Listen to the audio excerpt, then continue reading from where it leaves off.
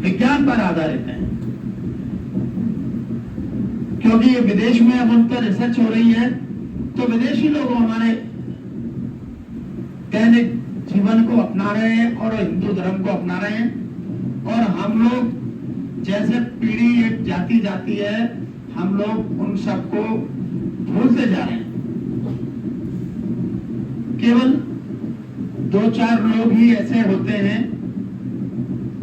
आज की तारीख में जो कि पालन करते हो। ये जो हफ्ता है, इस हफ्ते में देखिए 3 महत्वपूर्ण हमारे त्योहार आएंगे। सबसे पहले आएगा पंचमी के दिन ऋषि पंचमी। ऋषि पंचमी के दिन चूंकि हम लोग जो सभी लोग हैं उनकी उत्पत्ति सप्त ऋषियों से हुई है। सप्त ऋषि जो होते हैं उनके लिए ऋषि पंचमी मनाई जाती है।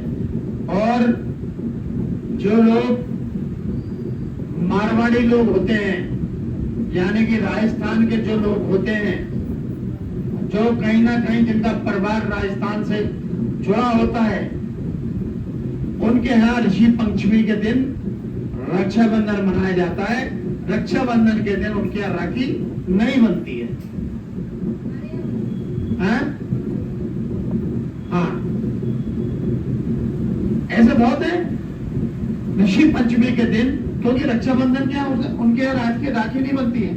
देश में जितने मारवाड़ी बनिए हैं, माहेश्वरी बनिए हैं, जितने भी हैं, और सभी लोग केवल और केवल ऋषि पंचमी के दिन ही रक्षाबंधन मनाते हैं। लेकिन हम लोग ऋषि पंचमी के दिन हमको जो हमारे सप्त ऋषि हैं उनका मनी मन स्मरण करना चाहिए और उनको प्रणाम करना चाहिए, क्योंकि वो हमारे पूर्वज हैं। उनको मनी मन प्रणाम करना चाहिए और प्रणाम करने के बाद उनसे आशीर्वाद लेना चाहिए।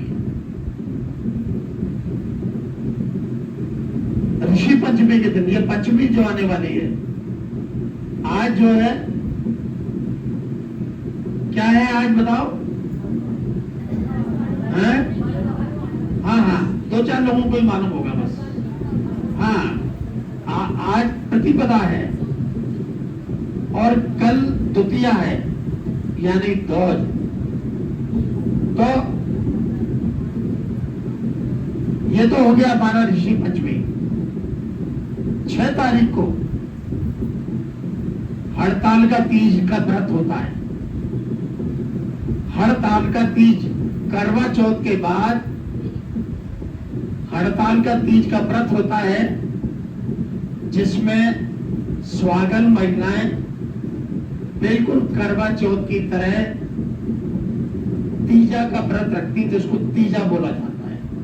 कौन कौन जानता है तीजा को? बताओ, कौन कौन जानता है तीजा को? बहुत क्या बात है, लोगों की जानकारियां, यानी कि अपने माँ बापों से कुछ ज्ञान लिया नहीं है ना। हाँ, पहले तो घर में ये व्रत होता था तीजा का, हड़ताल तीज बोलते हैं इसको। अरे इधर देखिए, अरे इधर देखिए, आगे देखिए, मुझे मालूम है आपके यहाँ होता होगा, लेकिन मेरा कहने का आशय ये है कि जो भी स्वागल स्त्री होती है वो व्रत रखती है, तीजा का व्रत। मंदिरों में भजन कीर्तन होते हैं पति की दीर्घायु के लिए, तो उसको बोलते हैं हड़ताल का तीज। हड़ताल का तीज। लेकिन हम लोग क्या है, भूल जाते हैं क्यों करा नहीं है? माँ बापों ने कराया नहीं, माँ बाप करते रहे, उनने उनने उनका उनका हमने ज्ञान नहीं लिया, ना हमने करा और ना अपने आने वाले हम जनरेशन को दे रहे हैं। यानी कि धीरे धीरे हमारे हिंदू धर्म के जो व्रत, तीज, त्योहार धीरे धीरे खत्म होते जा रहे हैं। और जो विदेशी लोग हैं जो हिंदू धर्म को धारण कर रहे हैं, सबसे ज्यादा हिंदू धर्म को विदेशी लोग धारण कर रहे हैं। और जितना हम लोग हिंदू धर्म का रीत रिवाज का पालन नहीं करते हैं, हम लोग उनकी सभ्यता अपना रहे हैं और वो लोग हमारी सभ्यता में आ गए।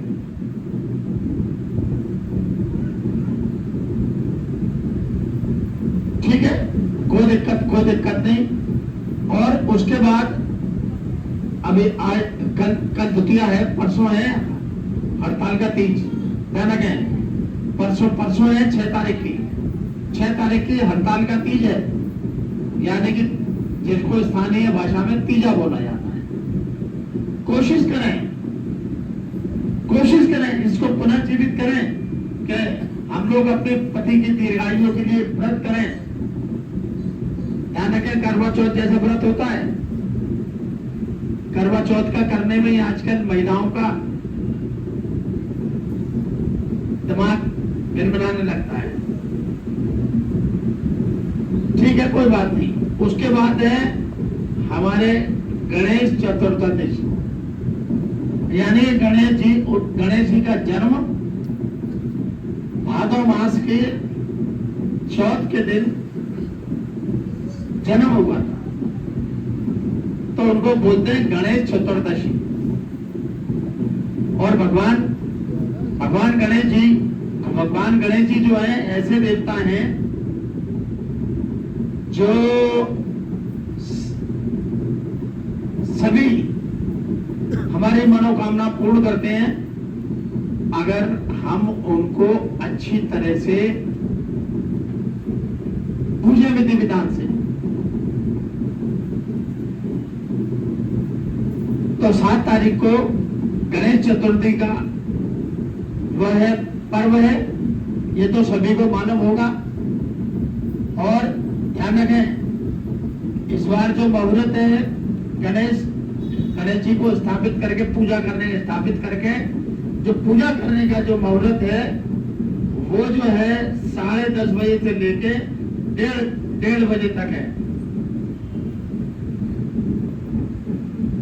10:30 बजे से लेके 1:30 बजे तक है। तो क्योंकि सभी के यहाँ घर में गणपति आते हैं, भाई क्यों आते हैं? क्योंकि गणेश जी का जन्मदिन होता है और हम 9 दिन बकायदा उनकी विधि विधान से पूजा करते हैं। और उनकी पत्नी जो है वो रिद्धि सिद्धि है, और गणेश जी की पत्नी जो है वो रिद्धि सिद्धि है। गणेश जी के 2 पुत्र हैं, मालूम है? गणेश जी के 2 पुत्र हैं, एक का नाम है शुभ, एक का नाम है लाभ। ये गणेश जी के पुत्र हैं। एक लड़की है गणेश जी के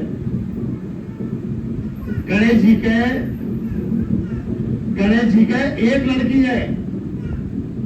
सभी लोग सुने ध्यान से, मैं गणेश जी के विषय में, परिवार के विषय में बता रहा हूं, ध्यानपूर्वक सुने। गणेश जी महाराज के 2 लड़के हैं, शुभ और लाभ, और एक लड़की है। उस लड़की को सब जानते हैं, संतोषी माता। नाम सुना है संतोषी माता का? है हाँ, तो वो गणेश जी की एक ही पुत्री है, इकलौती। देखिए, मैं गणेश जी के पूरे परिवार के विषय में बता रहा हूं आपको। कोई के पास ये ज्ञान नहीं है, ना तो भागवताचार्यों के पास ये ज्ञान है। हर मंगल को मैं ज्ञान जो देता हूं उसको सुना करो।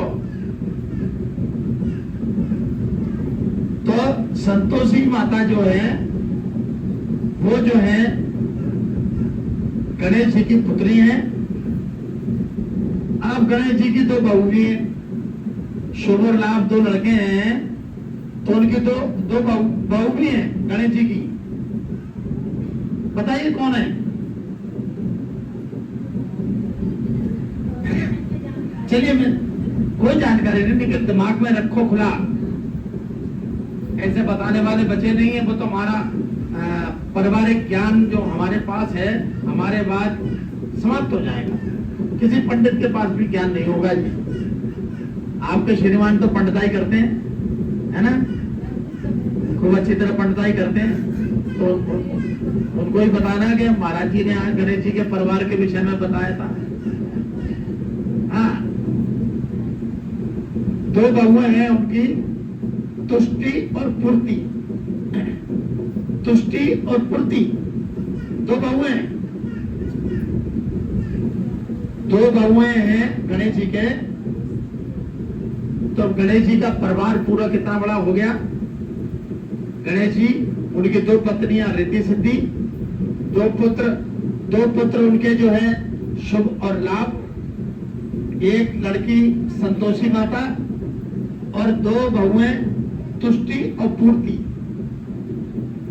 और ये सब के सब ऐसे हैं कि अपन पे कृपा करने वाले हैं। शुभ और लाभ क्या होता है? धन देते हैं। अपन दरवाजे पे लिखते हैं ना शुभ लाभ, दिवाली पे लिखते हैं ना शुभ लाभ। ये गणेश जी के पुत्र है भाई। और अब तो खैर लोग भूल ही गए संतोषी माता को। नहीं, किसी जमाने में संतोषी माता का शुक्रवार को व्रत करते थे और उस दिन खट्टा नहीं खाते थे। देखिए, और संतोषी माता का जो व्रत करते थे, एक जमाने में पिक्चर भी आई थी जय संतोषी माता।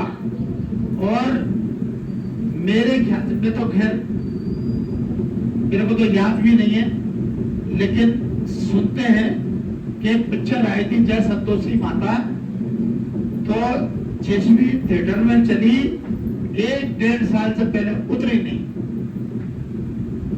और उसके बाद देखिए, संतोषी माता का तो व्रत बहुत पहले से महिलाएं करती आ रही हैं। व्रत करती थी और एक टाइम खाना खाती थी और खटाई नहीं खाती थी। खटाई खाना निषेध है संतोषी माता का, क्योंकि संतोषी माता जो है वो गणेश जी के साथ साथ और अपने भाइयों के साथ साथ भी कृपा करने वाली देवी है। हाँ, और तुष्टि और पूर्ति, पूर्ति यानी हमारे घर में सब कुछ देने वाली, सप्लाई करने वाली, यानी गणेश जी का पूरा परिवार ही है वो हम सबको लाभ ही देने वाला है। चाहे लड़का हो, चाहे लड़की हो, चाहे बहुएं हो, कुछ भी हो। तो ये आपको विशेष रूप से ध्यान रखना है। हमेशा गणेश जी महाराज के साथ उनकी पत्नियां रिद्धि सिद्धियों का नाम जरूर लिया जाता है। और जो रिद्धि सिद्धि का नाम लेता है, रिद्धि सिद्धि यानी हर प्रकार का भंडार भरा पूरा रहता है। और गणेश जी महाराज जब भी लेने जाएं हम, देखिए ध्यान रखें, इसमें बड़ा एक ज्ञान है। हर साल में ज्ञान देता हूं। गणेश जी का बाएं तरफ का दांत एक टूटा है आधा। बाएं तरफ का ध्यान रखो, बाएं तरफ का दांत गणेश जी का टूटा हुआ रहता है।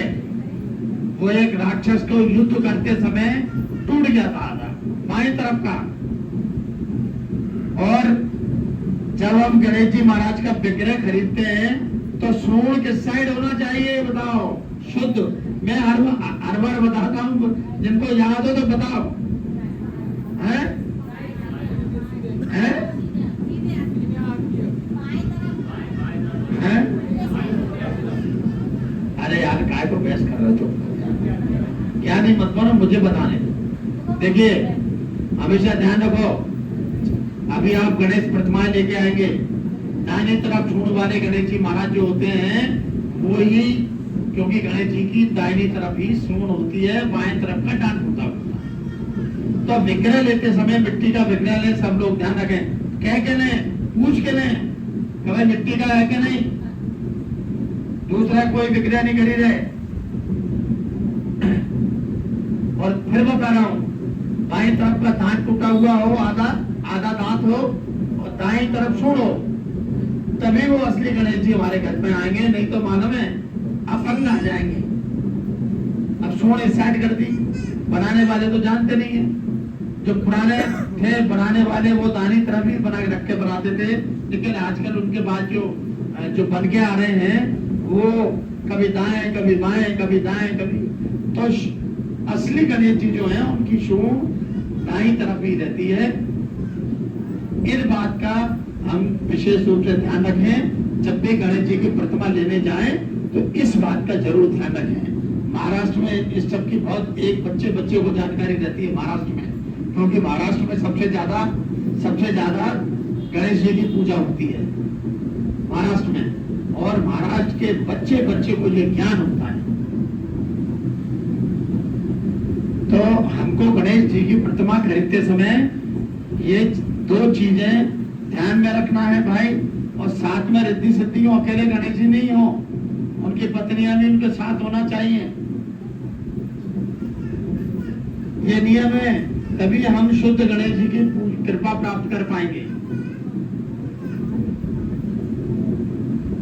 और अगर किसी को कोई चीज पूछना हो तो पूछ सकता है, नहीं तो फिर हम आगे का कार्यक्रम करते हैं। अब किसी को कोई शंका तो नहीं है? गणेश प्रतिमा लेते समय,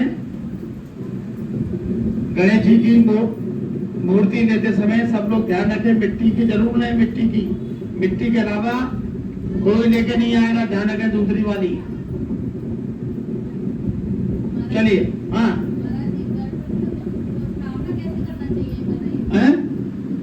हाँ, बहुत अच्छा प्रश्न किया तुमने। देखिए, बहुत अच्छा प्रश्न किया। गणेश जी महाराज की स्थापना बड़ी विधि विधान से होती है, ध्यान रखें।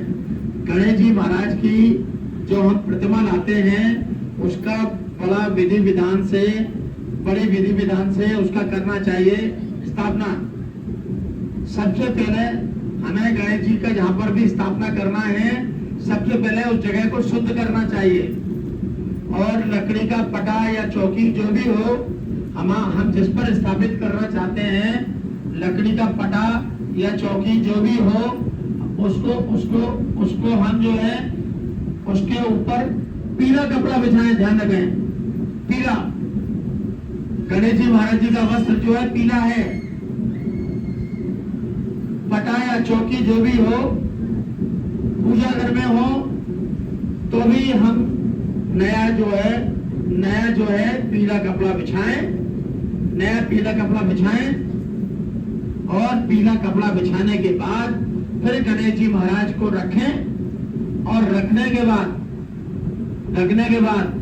गणेश जी महाराज को सर्वप्रथम आह्वान करना होता है। किसी भी देवता को हम जब स्थापित करते हैं तो उनका आह्वान करना होता है। आह्वान करने का मतलब, जैसे ही हम पीले कपड़े पर रखें उनको, और मन ही मन प्रार्थना करें, सभी परिवार के लोग, बोला, हे भगवान गणपति महाराज, हम आपका आह्वान करते हैं, आप 9 दिन हमारे अपने सब परिवार यहाँ पर हमारे घर में विराजित हो और हमें सेवा का मौका दें। बस इसको बोलते हैं आह्वान करना। क्योंकि संस्कृत में मंत्र है, लेकिन मैं तो आपको साधारण भाषा में समझा रहा हूँ कि गणेश जी की स्थापना कैसे करना है।